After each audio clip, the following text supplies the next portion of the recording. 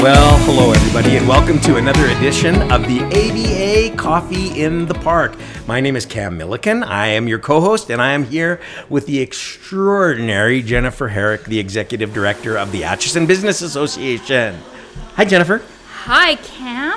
How was your long weekend? Oh, it was a long weekend. It was awesome. You know what? I think we should have 4-day weeks every I agree with week. you. I think we should have long weekends every weekend. I agree. That's just the way it should be. Yeah, I think we should declare this right now that every day should be like a long weekend. I hear you. And it was fun. It was exciting, but we're back to work, and that's fun and exciting too. And we are coming to you live from the Wall Coffee Roaster in the heart of beautiful downtown Atchison. That's right. Here we are. And today is a great day because we have an absolutely amazing guest with us. Jennifer, tell us who our guest is. Well, people, be prepared for a fascinating story. Be prepared to laugh. This is going to be a good one.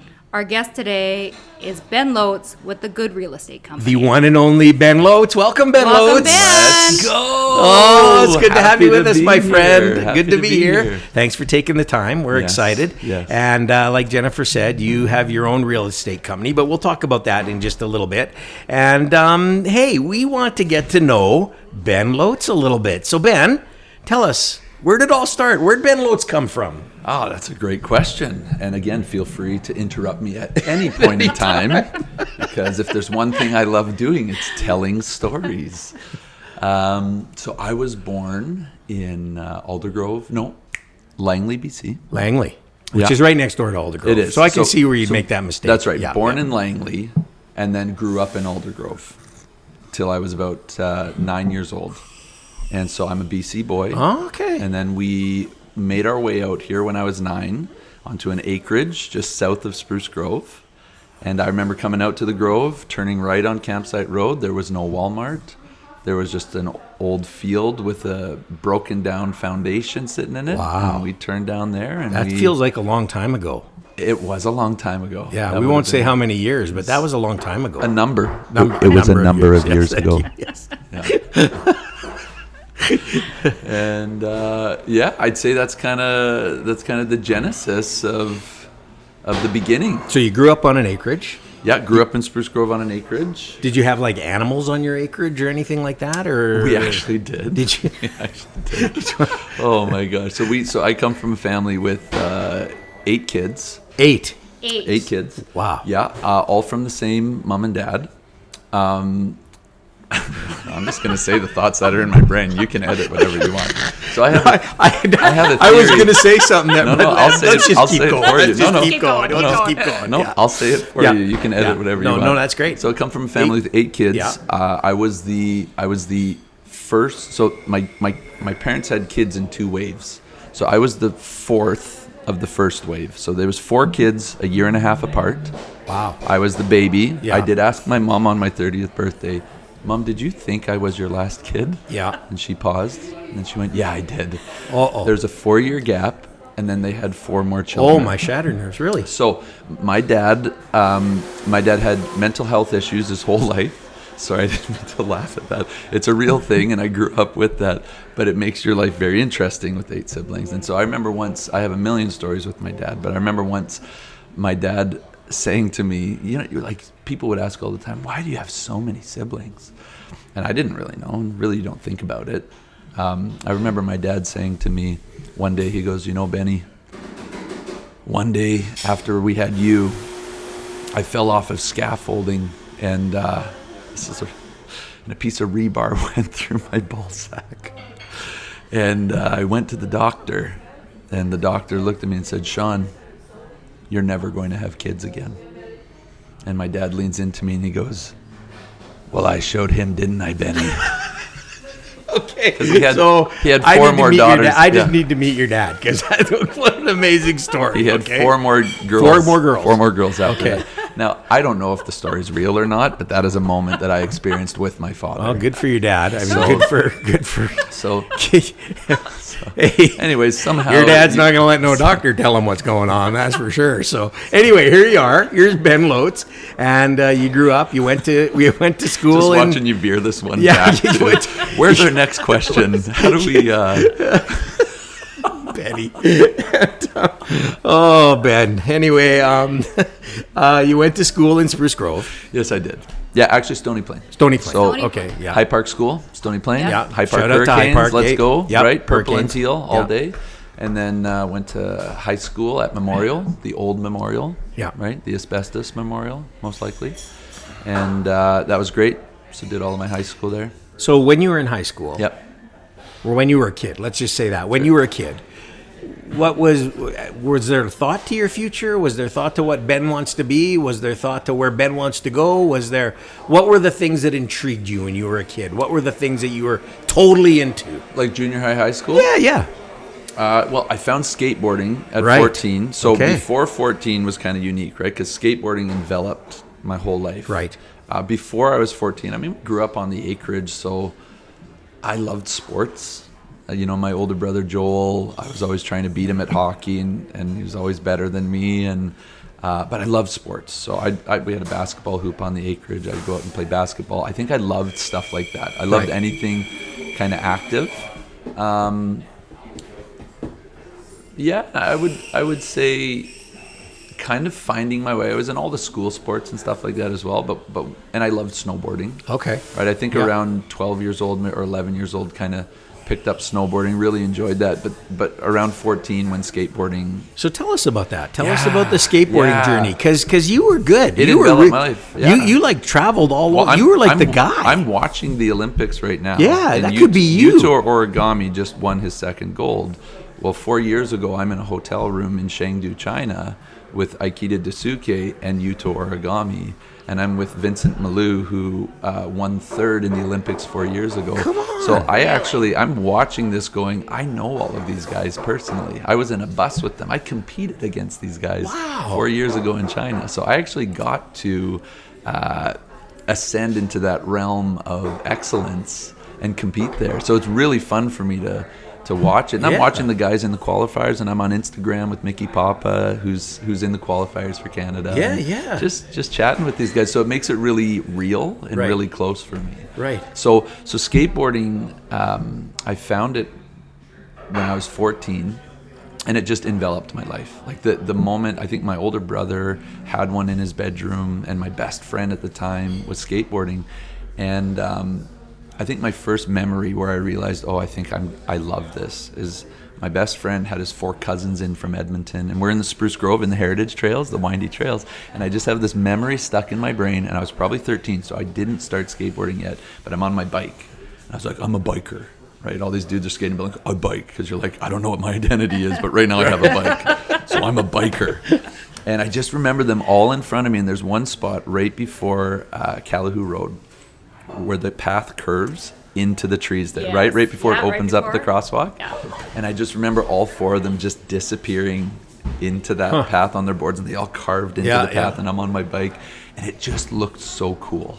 And I remember in my brain going, I think I want to do that. Right. And so after that point, I think I tried borrowing my brother's board for a little bit. My best friend was better than me at the time, but I think where I actually got my first board, shout out to Blair McGow, if anybody knows who Blair McGow is, at the Ready Mart in Stony Plain. The Ready Mart in Stony Plain. Yes. Have you been to the Ready I- Mart? I in haven't, Stony but Oh, Plain? this is an iconic. We're gonna It make sure them is. famous This is an now. iconic Yeah. Stony Plain Yeah. moment. Okay, yeah. So I'm at the Ready Mart in Stony Plain. This is the old Stony Plain skate park. It used to just be this. It's where the skate park is now, but it was just this wooden skate park with a yellow half Wow. pipe right Yeah, by the yeah. train. My friend had a skateboard, so I was trying his board. I go to the Ready Mart, and my brother's friend Blair is there, and he's like, "You guys skateboarding?" I'm like, "Yeah." He goes, "Do you want to buy a board?" I'm like, "Yeah." So he brings this crappy board that's all broken, and it's like it looks like it's nothing.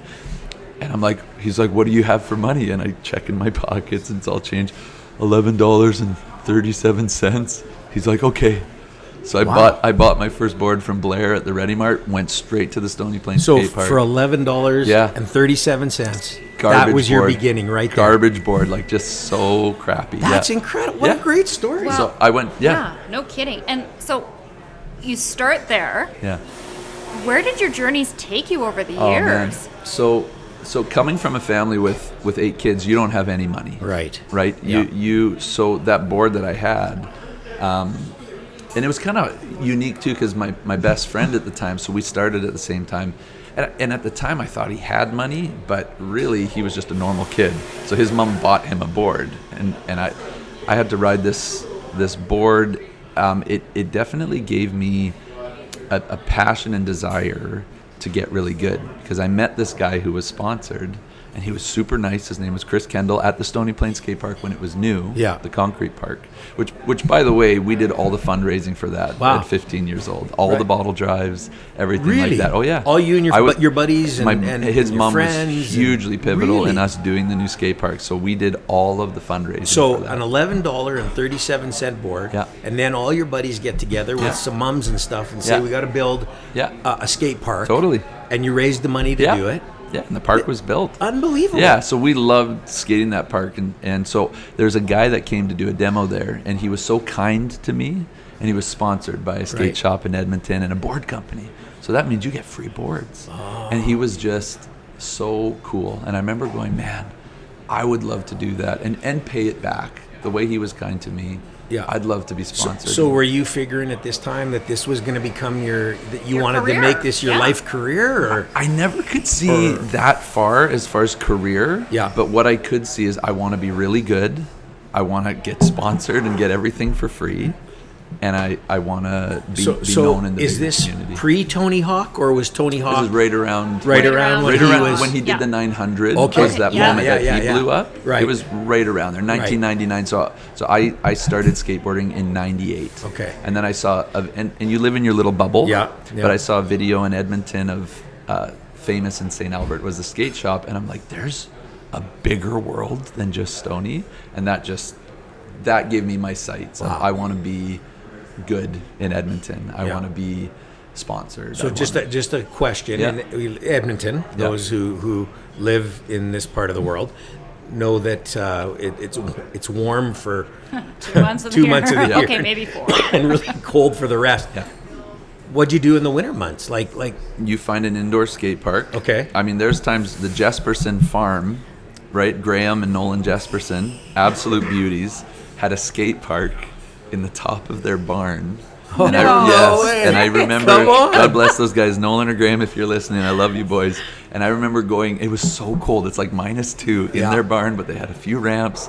You leave sweaty, smelling like cow poop. Yeah, like yeah. I remember getting in the car and my mom's like, what is that smell? I'm like, forget it, Mom, I'm just skateboarding. Yeah. You know, That's so great. just wherever you can. I love it. You know, Yeah. skate parks, you find something somewhere, you Wow. take a trip and cool. So then yeah. high So I school mean, and to fast onward track at and- high school, I just fell in love with it. You know, I was really good at sports and in junior high captain of the teams. But in grade 10, I remember going to my gym teacher because I missed volleyball practice and because I was skateboarding, and I just realized I want to skateboard. So I actually just said, hey man, I'm sorry, I'm going to skateboard. So in grade 10, I kind of made that decision. I'm going to just focus on this. And so in that, right around grade 10, I got sponsored by, and I started late. 14 years old is late to start skateboarding. Right. But by 16, I was sponsored by FS, Farside in West Edmonton Mall. They sponsored me. And then by 18, I had done a video part. That's what you do in skateboarding. You create a compilation of your best tricks. You find a filmer who will film you.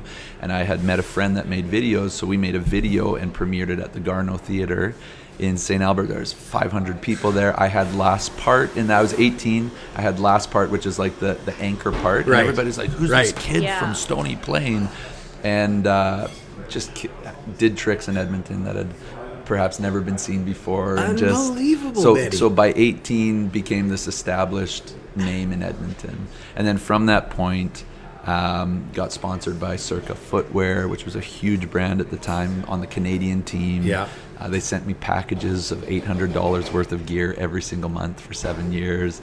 Got sponsored by some clothing companies, and at that point just kept building, doing contests, Yeah. winning contests anytime there was a contest. So just growing. Were you building, traveling? building. Were you? Well, yeah, or like was it- around Alberta, but, Okay. but at the same time too, I was still in school with Still getting an in school, education right. degree. Right. I got married at 22, so Yeah. I couldn't just Yeah, Pick yeah. up and focus on go. skate. No, I still had this whole other life I was building, which was super weird to be skateboarding and a hardcore skateboarder, but then you're married and own a house at 23, and then you're having children at 23, and it's this like weird. Weird dichotomy almost Totally. of like, yeah. Yeah, That's right. So your wife was all cool, obviously, all cool with that. and Yeah, was yeah. like, you know. Yeah, I mean, there we got some memories, dude, where like, because I was still a boy. I'm married at 23, but I'm a boy that just wants to absolutely. go. So she'd like sit Yeah. in the car while I'd go skate at the park, and like I'd leave her sitting in the car. I'd be like, Jenna, I'll just be there 20 minutes, like, you know. And she's my wife, and so she endured.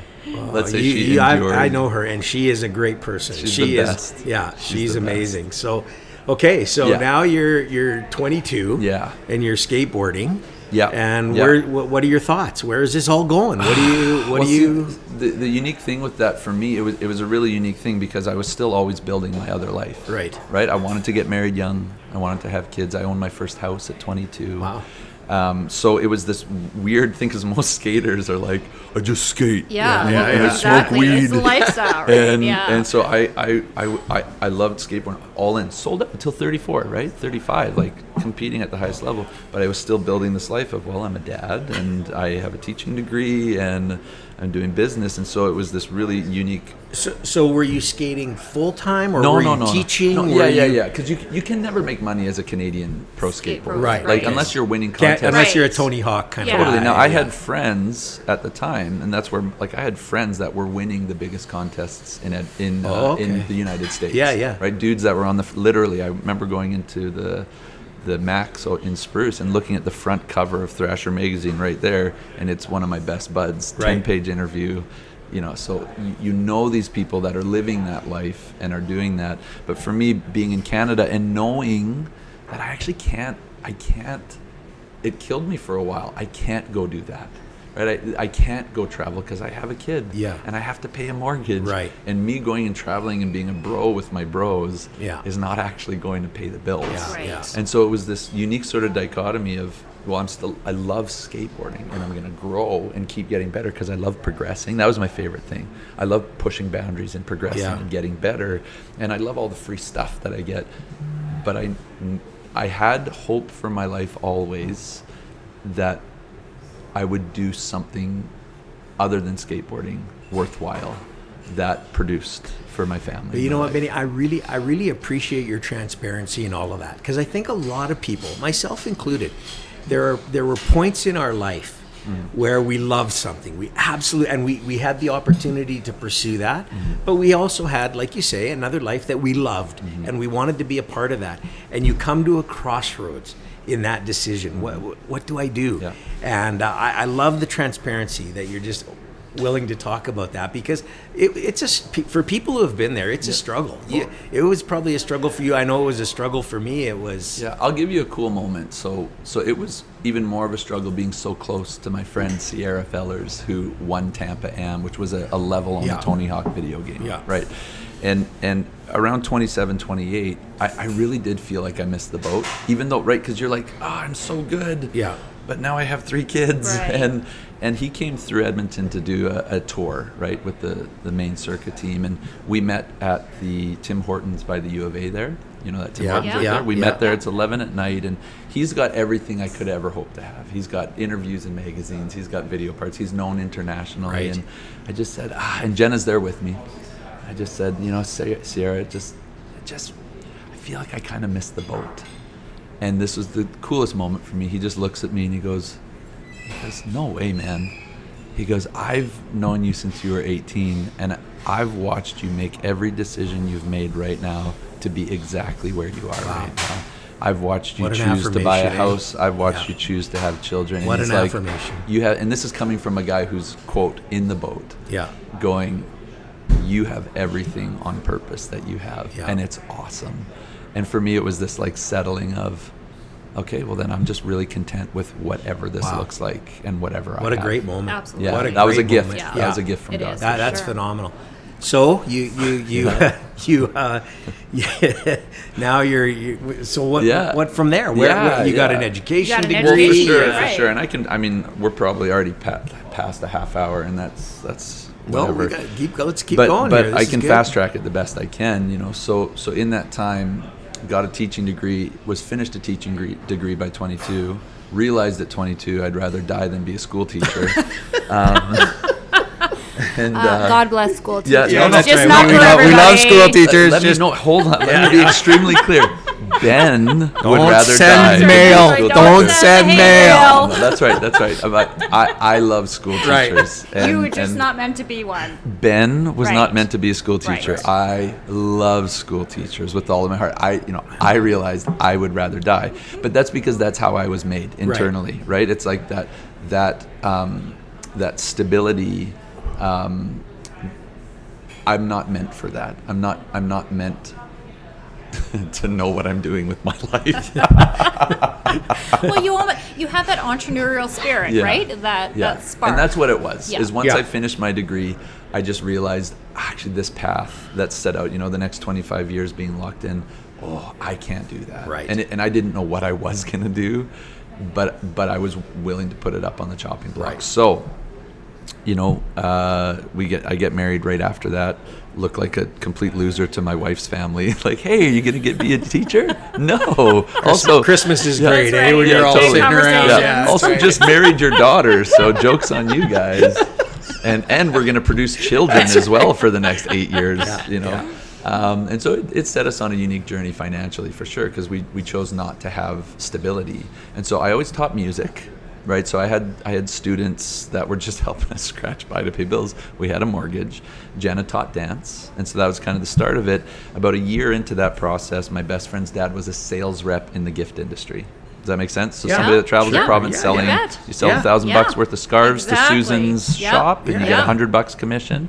So I did that for 7 years, but I did that for 5 years. So that's where we began our self-employed lifestyle. So I traveled the province selling giftware, selling on. scarves, selling candles, and some of them, to give a shout out, because my friends always bug me and go, "Oh, how's the angel pins, Ben?" I say, "I sell more than angel pins."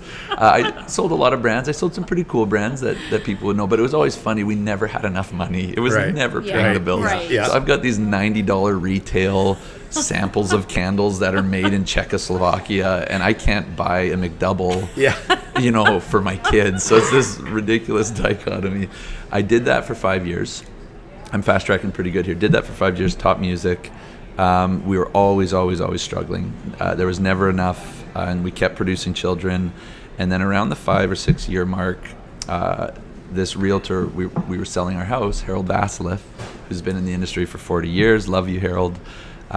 He was helping us sell our house, and he just said, hey, yeah, my son's he just mentioned at the table, my son doesn't want to get into this with me. It's not working for him. And Yeah. I just felt in that moment, Wow. and I just felt in that moment, that's your spot, that sort of whisper in your Right, gut, yeah. right. which was really weird though, because as a skateboarder, I thought real estate was the lamest thing in the universe. Here's my dumb face on a white bench with a red stripe, and then here's this guy's dumb face on a white bench with a blue stripe. I love and I just as a skateboarder, Yeah. I'm like, So this not is cool. so not cool. No. So I felt that in my guts, right? You could Yeah, say it's an yeah. inspiration, or I felt like God said it to me. I sat on it for a week because it was just so outlandish. Sure. And I had learned business for 6 years. So I'm a week later, I'm sitting in the basement with Jenna, and we're just sitting there. Kids are in bed, and I go, Jenna, this is so crazy, but I feel like God's telling me to get into real estate. And I'm thinking she's gonna be like, this, whatever, dude. Like, just look, can we just pay our bills, right? Yeah. And she starts crying, like 0 to 60, just bawling. And she goes, Ben, that is so crazy, because I feel like I've seen your face on a bus bench for the last week. Like, it was in her mind's eye for that whole week that I was sitting on So it. the marketing had already That's right, started. it already started. The marketing was already I started. have for actually Ben Loates. considered making something that says, here's my dumb face with a blue stripe, Ben Loates, call me. Like, and so I was never on board for traditional marketing, Right. Right, because I thought it was. No, we'll I talk thought it- about that in a Yeah. minute. But yeah. So that is how I got into real estate. Okay. So I told Harold a week later, Right. hey, can I take that spot? And he gave me a really good look and said, you want to get into real estate coming from a weathered veteran? I'm like, yeah, I guess so. So he paid for my schooling up front. He opened the door for me to get into the industry. And I'm so thankful and love him forever for that. So you worked for him for a while. Yeah, and then I think just very organically, Yeah. I kind of, by my second or third year, we were always connected. Yeah. And he was always there for me if I needed help. And if I called him, he was always there. And it's kind of just organically, my business Right. was going the way that it went. And, Yeah. and we kind of, after our third year, was just a pretty like, hey, Harold was like, Benny, you're doing so good, man. Just get out there and go. Right. You know? So And- good real estate.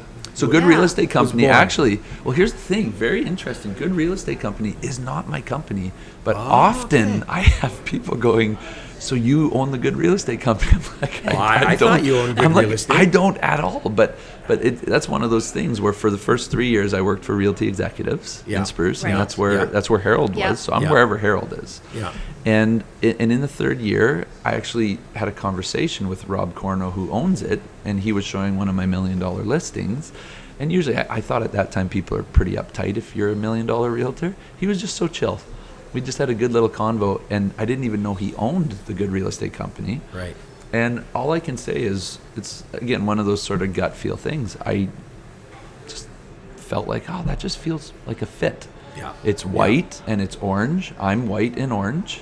Right. It has the word good written Right. across it in So big for letters. those that are listening, to clarify, you have red hair. I'm a ginger. Yeah, you're- all Yeah, day. you're a so ginger. Because people will be going, you're white and orange. right. Yeah. No, like Yeah. if Yeah. you look Yeah, at me, yeah, I have no, you're- white yeah, yeah. eyebrows and an orange Yeah, beard. yeah, It's yeah. I'm as gingery as it gets. So I think the fit is just so fitting. Perfect. Yeah. You know, and Yeah. it's so simple, Yeah. right? Yeah. Like good. Yeah. It's like people are like, so how's your what is the good real estate company? And I love how understated it is. I'm like, well, we're not great, Well, but we're good. But you're doing something right. Yeah. You know And what? so obviously that's going well for you. Was Yeah. it a year or so ago you won an award for Yeah, that was Marketing, right? the Yeah. most. Yeah. Tell us Marketer about of that. the year. Marketer That- of the that's year. for the Spruce Grove. So can I Chamber. just say, if you've never seen one of Ben, you gotta first of all get on Instagram, get Or on Ben's Facebook, on for Facebook, sure. Yeah. and start watching Ben Loates, because Because- that in itself, They are. they're They're great. hilarious. They're hilarious. They're They're hilarious. great, and I guarantee you'll want to buy the house because everyone I watch of you, I'm gotta buy that house. That's so great. You did such a good right. job of that. I'm gonna buy that house. Yeah. Yeah. So, Yeah. You know, I think for me, my marketing really just started with that posture of, okay, if I'm going to be a realtor, Yeah. and no offense to realtors out there, but no, 10 no. years ago, I was like, if I'm going to do this, I'm not going to be lame. No. Yeah. I just can't do that. I can't. It just didn't fit, right? Yeah, And so.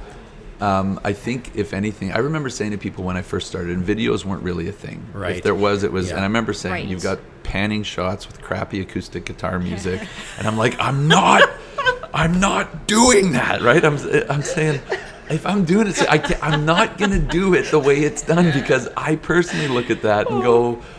That doesn't make me is- want to buy this it house. doesn't make me want to. No. And really, you know, at that time I was 29 years old. I'm like, I think that's probably how the rest of my generation Yeah, feels. yeah. So, you know, and I don't want to dishonor anybody that did it that way. No, 'cause no. There's lots of people that No. have built beautiful businesses and they've got referrals. For sure. But for me, I'm like, I just can't do it. Like, I can't sleep with myself in my bed if that's what I'm putting out, right? you know, I think the amazing thing about you, Ben, and about that is that you had a target audience. Yeah. You knew who you were going after. Yeah. And you knew what they were into, and you went for it. Yeah. And I think that's amazing. You stepped out of the box. Yeah. And it's paying off, I think, for you. Yeah. And you do a fabulous job of it. I appreciate that so You really much. do. You're married. Yep. We talked about Jenna. How many kids do you have? So we have 4 kids, 15, 13, 11, and 9. Right. Fun fact, they're all built. They're all built. In a sense, they're built. They were built by. Let's not get into No, that. that's fine. I've already said. Yeah, we've had I've- enough. I've already Yeah, said, let's just go another way. I've already mentioned ball sack. Yeah, once that's right. today. We don't need We can to only say yeah. that twice. No, we won't be doing any of that. It's okay. I've said it twice. Yeah, I that's right. apologize. We're a little late with the beep. All of our kids are born in the month of April. No. They're all born 2 years apart, but it gets even crazier. And we tell people, me and Jenna are not this organized. And you know us, we are not this organized. It's just the way our life goes. Tallulah and Petra are our first two daughters. They are both born on April 26th. Rafi, my son, is born on April 4th. Arrow, our youngest, is born on April 19th, which just so happens to be Jenna's birthday on April 19th. So if you ever see me... I'm thinking we'll do another podcast down the road maybe and talk about some of them. But this is unbelievable. I know. So it's so Ben. It's just so Ben. If in the month of April you see me hauling my carcass into the wall... Yeah, that's right. It's a lot of birthdays going on. Yeah, so anyways, there you go. Well, Ben, I mean, amazing. So there's so much to say, but I don't know what to say really. So It's good. We always ask our guests sort of this question, and we want to ask this before we wrap up today. What is the best piece of advice that you've been given, that you've carried with you to this day, both personal and professional? Okay. And I know that's putting you on the spot. I got it. You got it? Okay. Yeah. Best piece of advice was from the guy, the worship pastor of my church, who mentored me since I was 11. When I was 18, I was going to start teaching music, and so that would be sort of my first self-employed thing. Right. And he sat down with me, and he said, Ben, I want to tell you something that's really important. Do your job, but never make it about money first. If you make it about money first, you will always be a slave to money. Right. And if you're a slave to money, you're never going to have joy. Wow. Money will come, but make it about doing the thing first. Right. Make it about the people that you're working with Fabulous. first. And in that way, you'll never be owned by money, and you'll actually have purpose in what you're doing. And that stuck with me forever. And there's so many times where the heat's on and you're feeling the pressure, where it's so true, and it just rings true forever. So that was a gift for me at 18. For sure. Well, Ben, this has been an absolute pleasure. We could have gone on for hours and hours and hours. Sorry, folks, this is only a 30-minute podcast, maybe a little longer. But we really want to thank you again for coming and sharing your story. You've got an amazing story. You're an amazing person. So, Ben, thank you. What's your website? I don't have a website. What's your Instagram? I've never had one. What's your Instagram? So here's the thing, folks. Just so everybody knows, Ben has been my realtor in the past. And when we moved here, I said I need a realtor. And the first person somebody said was Ben Loates. I said, I don't get a hold of him. They said, I have no idea. I don't know how to get a hold of him. So I'm Googling a website. No Ben Loates website. But anyways, so I did get a hold of him on Instagram. Yeah, that Instagram. real estate guy, right? So you're like, hey, who's that guy? Oh, it's that real estate guy. That real estate guy. So go on that real estate guy, or literally just go on Facebook and type in Ben Loates. There you go. You'll find and I'm going to tell you, folks, from personal experience, I have never had, and I've had a few in my day, I have never had a better realtor than Ben Loates. Thanks, you took care of us. And I know we'll do business in the future, the house on the lake or something like that. I'm not sure. But as Jennifer said, thanks, man. You're awesome. This has been my joy, 8,000%. Thanks, really guys. appreciate it.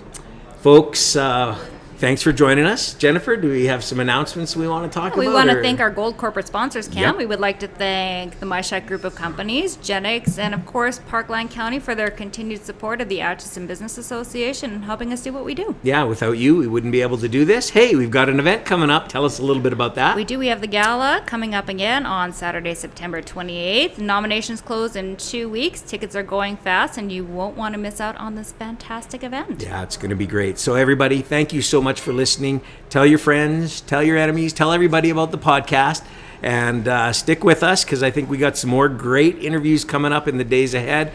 Again, we're coming to you live from beautiful downtown Atchison, the Wall Coffee Roasters. And thanks, everybody. Have a great day. We'll see you again. See you next week.